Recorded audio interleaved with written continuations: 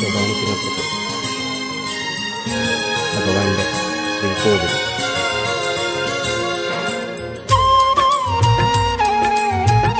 മനക്കാമ്പടി കയറി വരുന്ന അയ്യപ്പന്മാർ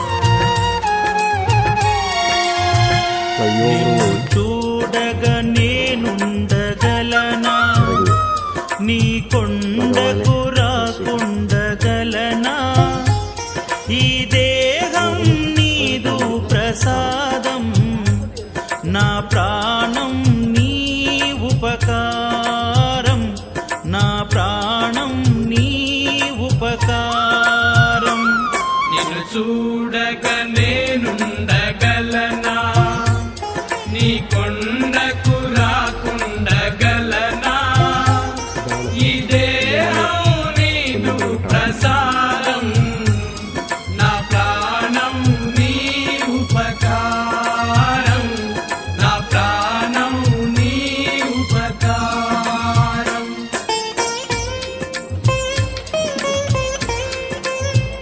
ഈ കാണുന്നത് ഭഗവാന്റെ തിരുസന്നിധിയിലെ യഥാർത്ഥമായി ദീപപ്രഭയാണ്.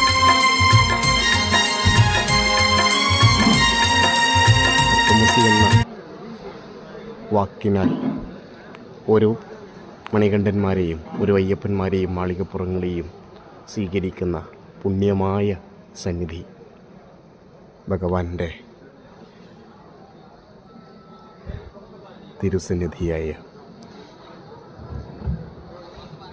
ശബരിമലയിലെ സന്നിധാനത്ത് നിന്നുമുള്ള കാഴ്ചകളാണ് നാം കണ്ടുകൊണ്ടിരിക്കുന്നത്.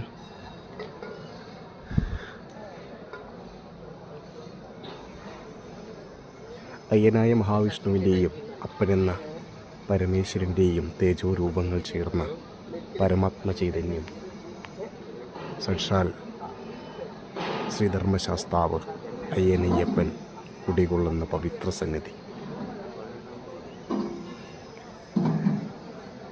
ധർമ്മം തെറ്റി നടക്കുന്നവരെ ശാസിച്ച് നേർവഴിക്ക് നടത്താൻ അവതരിച്ച ദേവദേവൻ മഹിഷീനാശനം ചെയ്ത് പന്തളരാജൻ്റെ പൊന്നോമനയായി വിരാജിച്ച വീരമണികണ്ഠൻ തത്വമസി എന്ന വാക്ക്